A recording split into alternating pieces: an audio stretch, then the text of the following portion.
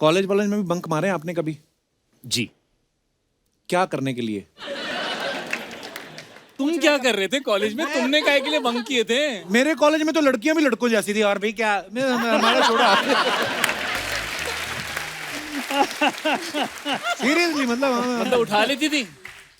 था क्या, मतलब ऐसा कुछ बंक मारने वाला था नहीं शायद भाई, मतलब ऐसे ही। तो कुणाल, आपने कभी क्लास बंक किए? हाँ। क्या करने के लिए, क्यों बंक की थी? कैसे यार। सवाल पूछा, एकदम विलन की तरह। क्या करने के लिए? Suddenly, बाहर आ गया।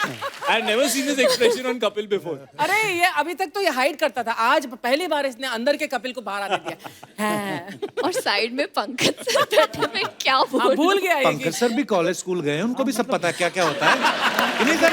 हाँ बिल्कुल, मतलब मैं भी नॉर्मल सा इंसान हूँ। हाँ, मेरा भी एक जमाना रहा होगा कि मेरे भी अरमान होते होंगे।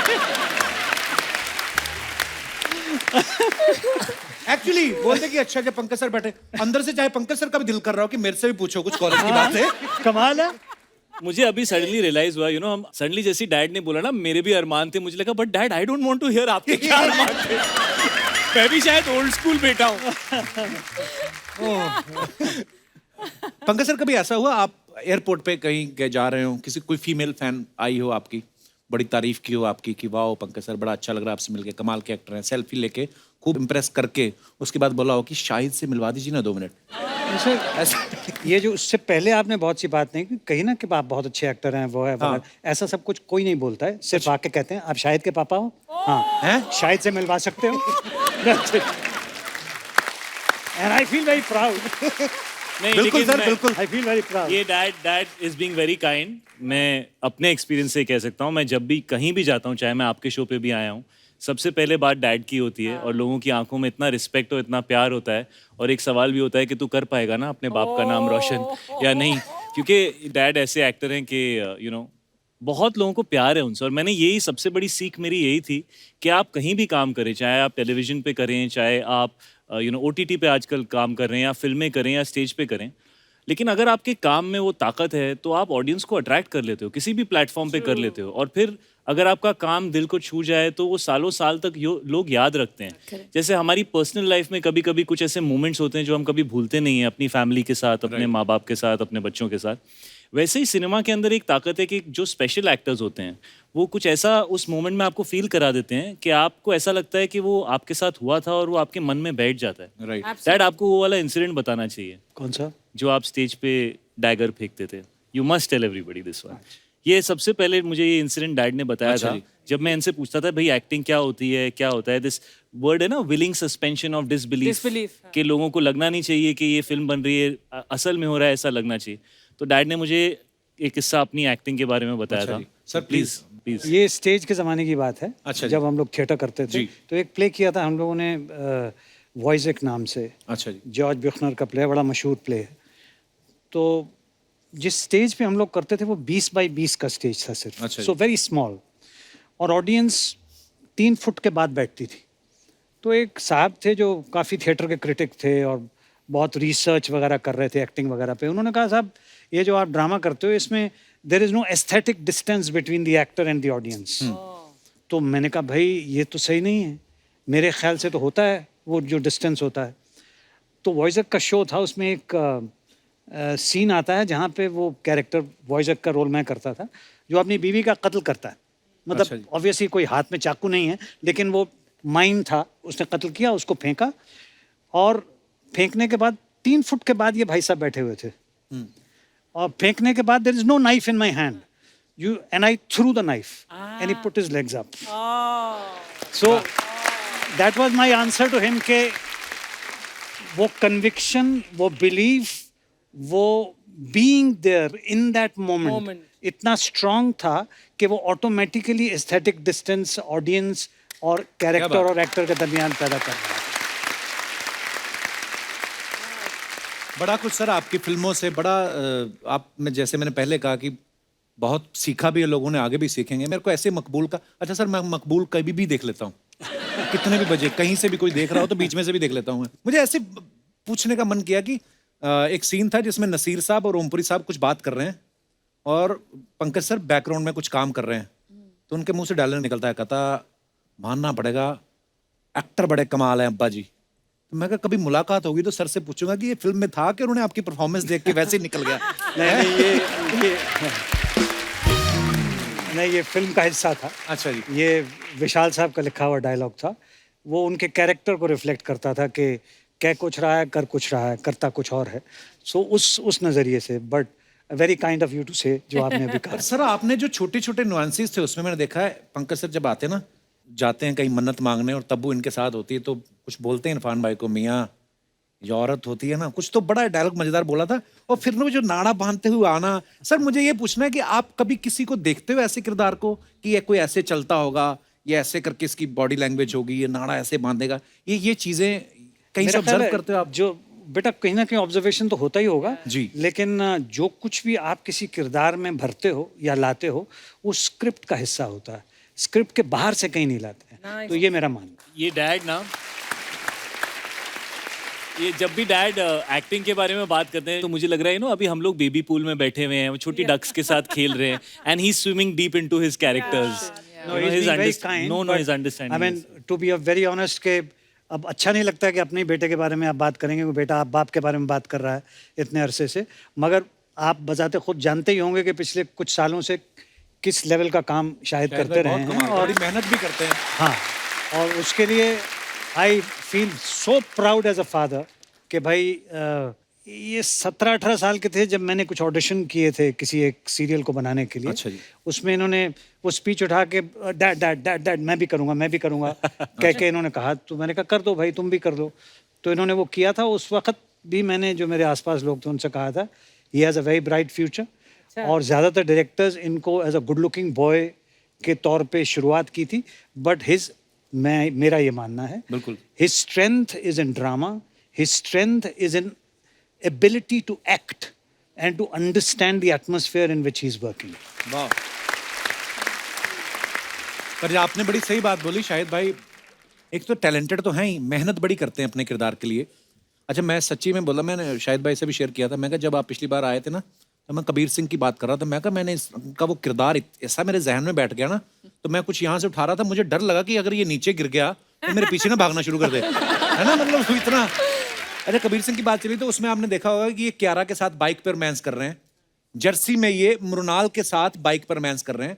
जो आपके घर में अपनी बाइक हैं वो हैं कि भाभी ने बिकवा दी है कि ये बंदा मतलब है आपकी बाइक कभी भी है घर पे? वो यार तुम ना हमेशा फंसाते हो यार। ये हमेशा ना मीरा के साथ मेरे को ना घर पे जाके फिर उसके, और सर वाइफ के मम्मी पापा भी होते हैं। हाँ जी, हाँ जी। और वो आपका शो बड़ा देखते हैं। सर मेरी वाइफ ने ना पीछे की सीट मेरी दोनों नई बाइक्स की निकाल दी है, कहना पिक्चर में जो कर लिया घर पे अकेले बैठना। सर जैसे आजकल फिल्मों में रोमांस बड़ा खुला हो गया है, जब आप नए नए इंडस्ट्री में आए थे तब इतना खुल्लम खुल्ला नहीं था। जैसे आप जब शाहिद को देखते हो रोमांस करते तो यार आज के दिन तक छोड़ दे यार कपिल। मैं ये बोल रहा हूँ कि आपको ये सोच के दुख होता है कि यार हमारे टाइम पे ऐसा क्यों नहीं था, या आपको खुशी होती कि चलो जो मैं नहीं कर पाया मेरा बेटा कर रहा है, मतलब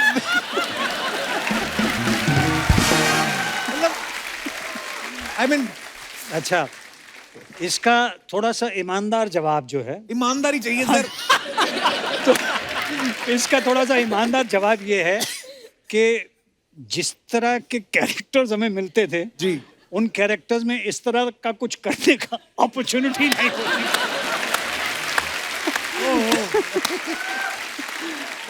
तो और जब कभी अपॉर्चुनिटी मिली जी तो जो मुनासिब करना चाहिए था किया गया।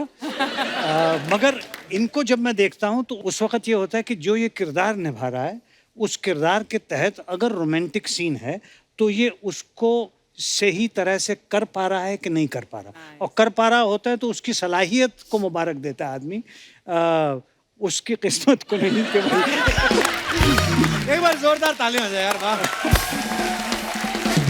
पंकज सर आप हमारे शो में पहली बार आए, मृणाल और शाहिद भाई तो आ चुके हैं बहुत बार।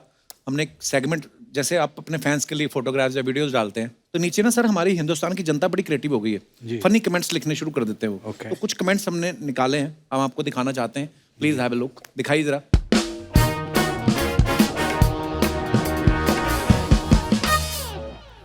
शाहिद भाई ने फोटो डाला स्ट्राइप ट्राइब। आइए नीचे कमेंट्स पढ़ते हैं, बड़ा खूबसूरत पिक्चर है, कमेंट्स दिखाइए नीचे। सर सच सच बताना, मौजे धुले नहीं थे या आगे से छेद हो गया था? सर कपड़े डिजाइनर के हैं या पर्दे के? अब कोई मुझे बताएगा कि शर्ट कहां पे खत्म हो रही है और पैंट कहां से शुरू हो रही है? और आगे दिखाइए। मृणाल ने फोटो डाला पिज्जा और क्वेश्चन मार्क। दिखाइए जरा कमेंट्स। आप पिज्जा खाते कितनी क्यूट लग रही हैं। मेरी वाली तो 10 इंच पिज्जा के लिए 12 इंच मुंह खोलती। बताओ ये वही है जो जर्सी में 500 रुपए के लिए हस्बैंड से लड़ रही थी। और दिखाइए। लड़की कितनी भी डाइटिंग करे पिज्जा देख के पिघल ही जाती है। मैं pizza sandwich sandwich vada pav का ठेला लगाता हूं, क्या मैं आपका फोटो ठेले पे लगा सकता हूं? हफ्ते में एक पिज्जा आपका। पिज्जा नहीं चाहिए, पिज्जा। और दिखाइए। ये पंकज सर ने फोटो डाली है। अच्छा वाह, नसीर साहब हैं, पंकज साहब, सुप्रिया जी हैं, रत्ना जी। दिखाइए कमेंट्स। ये नसीर साहब की बीवी के पीछे एल्बर्ट आइंस्टाइन के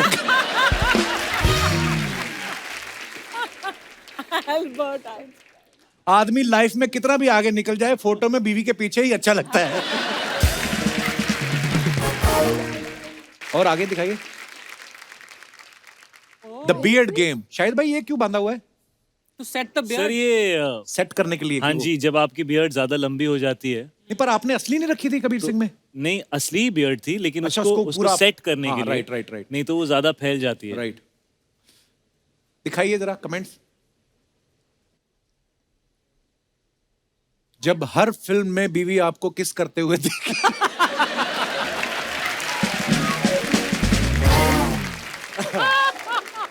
इतनी कस के दाढ़ी बांधी है कि सर के बाल खड़े हो गए।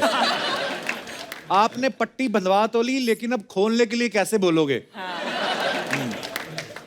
आगे मृणाल ने फोटो डाला behind the scenes what a journey. Thank you team.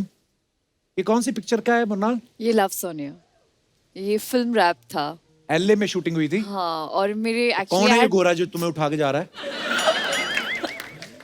हमारे डीओपी है। तो डीओपी करें, अपना काम करें, ये क्या कर रहे हैं? तू भी अपना काम कर, ये क्या कर रहा है? हमें बोलती, हम यहाँ से उठा के एलए छोड़ाते हैं आपको। दिखाइए कमेंट्स। पीछे सबसे ग्रीन टी शर्ट वाला देखो, उसको पता है अब तो।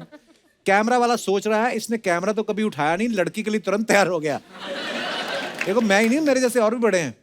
वैसे तो ये सब मिलके टैक्सी भी कर सकते थे, लेकिन बंदी उठाने के चक्कर में लगे हैं। पहली बार डॉलर पे रुपया भारी पड़ा है। ओ देखो किसी ने लिखा है अंग्रेजों मृणाल छोड़ो। अंग्रेजों बना छोड़ो। ये अंग्रेज नहीं होते, सारे गोरे आदमी अंग्रेज नहीं होते मेरे भाई। और दिखाइए मंडे मॉर्निंग्स। ये कब की फोटो है पंकज सर? ये एक फिल्म की है, शहर नाम की फिल्म है। अच्छा जी। दिखाइए कमेंट्स नीचे। Where is this, Pankaj? Where is this taken? This is Lucknow. Lucknow.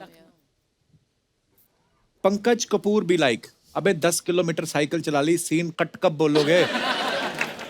Sir speed breaker आता है तो आप भी सीट से उठ जाते हैं? अरे टेक्निकल चीज है ये, बाइक भी जो चलाता है वो ऐसे उठ जाते हैं स्पीड ब्रेकर। सर आप किसी फिल्म में साइकिल चला रहे हैं या ये पेट्रोल महंगा होने का साइड इफेक्ट है?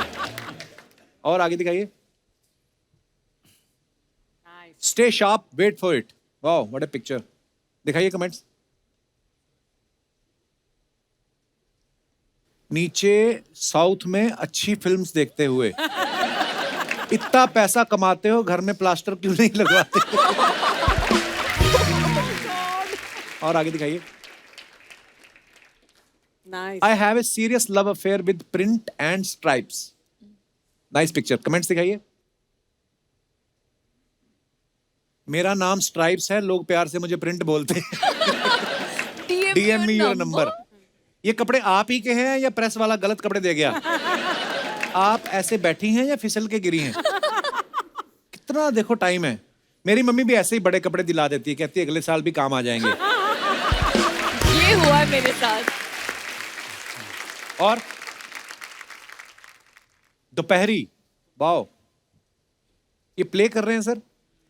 हाँ, मतलब ये मेरी नॉवेला है जो मैं पढ़ के सुनाता हूँ ऑडियंस अच्छा जी, जी, दिखाइए कमेंट्स। उसी की तस्वीर। अच्छा जी। सर दोपहरी कम शाम ज्यादा लग रही है। ऐसा लग रहा है जादू करेंगे और अभी जैकेट में से कबूतर निकालेंगे। पंकज जी, किसी दोपहर को अपनी दोपहरी टोरंटो कनाडा भी लेकर आइए। एक उम्र हो गई है आपसे मिलने की तमन्ना में, आपके इंतजार में। वाह वाह वाह। शाहिद भाई, कल हमने आपका एक रील देखा, मैं अपने दर्शकों को भी दिखाना चाहता हूँ। पहले तो वो रील दिखाइए जरा। कहो तुम अच्छा चलो फिर डांट लो थोड़ा, अच्छा चलो फिर। तो ये रील शाहिद भाई ने डाला है। शाहिद भाई, आप खुद भी पिता हैं, अभी फिल्म में भी आप पिता बने हैं और आपके पिता भी फिल्म में हैं। कैसा महसूस हुआ आपको? हाँ, मैंने ये रील इसलिए डाला था बिकॉज ये पहली फिल्म है जिसमें मैं पिता का रोल निभा रहा हूँ जी। और उस फिल्म में मेरे साथ डैड भी हैं।